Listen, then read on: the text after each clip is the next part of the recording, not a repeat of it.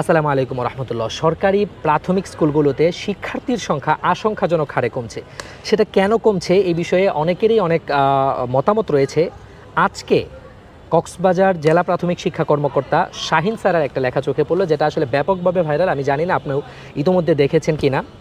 যে জায়গাতে আসলে তিনি একটা প্রাথমিক বিদ্যালয় পরিদর্শনে গিয়েছিলেন, সেখানে 5 ক্লাসে শিক্ষার্থীর সংখ্যা পেয়েছেন মাত্র 35 জন, যেটা আসলে তাকে ভাবিয়েছে, যে জন্য তিনি আসলে জানতে চাচ্ছিলেন যে এই শিক্ষার্থীরা আসলে কোথায় গেল।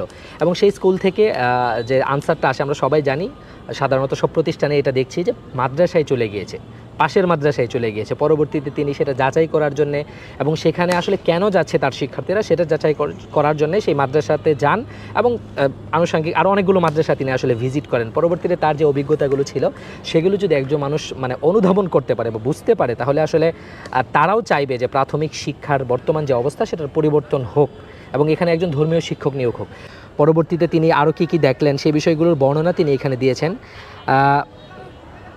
একেবারেই যে তাদের ছিমছাম কোনো ধরনের আড়ম্বর নেই, যতটুকু শিক্ষার জন্য প্রয়োজন, পড়ালেখার জন্য যতটুকু প্রয়োজন, শুধু সেই বিষয়গুলো নিয়েই এই প্রতিষ্ঠানগুলো মানে কীভাবে এতটা ভালো করছে, কিভাবে এতটা আসলে উন্নতি করছে, কিভাবে তারা এগিয়ে যাচ্ছে, তাদের এতটা স্বল্পতা বা থাকার স্বল্পতা, বিল্ডিংয়ের স্বল্পতা, জায়গার স্বল্পতা, আর্থিক স্বল্পতা, এত কিছু থাকার পরেও কীভাবে সেই প্রতিষ্ঠানগুলোতে এত এত মানুষ যাচ্ছে, এত এত শিক্ষার্থী যাচ্ছে, সেই বিষয়গুলো কিন্তু তিনি এই লেখাটিতে তুলে ধরেছেন। বিশেষ করে শিক্ষা উপকরণের যে একটা বাড়াবাড়ি প্রাইমারি স্কুল বলেন বা প্রাইভেট স্কুলগুলোতে দেখেন, সেটার ব্যাপারটা তিনি খুব সুন্দর করে তুলে ধরেছেন। এখনও স্ল্যাটের যুগ, যেটা আসলে আমরা ছোটোবেলায় ব্যবহার করতাম, সেই স্ল্যাট ব্যবহার করে, ব্ল্যাকবোর্ড ব্যবহার করে, দু একটা বই হাতে দিয়ে শিশুদেরকে কীভাবে শেখাচ্ছেন, শিশুদেরকে খেলাধুলা কীভাবে শেখাচ্ছেন, সব কিছু এখানে এসেছে। এবং সবশেষে তিনি যেটা বললেন যে এক মাদ্রাসায় 600, এক মাদ্রাসায় 700, আরেক মাদ্রাসায় 500, আরেক মাদ্রাসায় 1100 এবং আরেক মাদ্রাসায় 600, আরেক মাদ্রাসায় 350 এবং আরও কয়েকটি এরকম সংখ্যা তিনি দেখেছেন।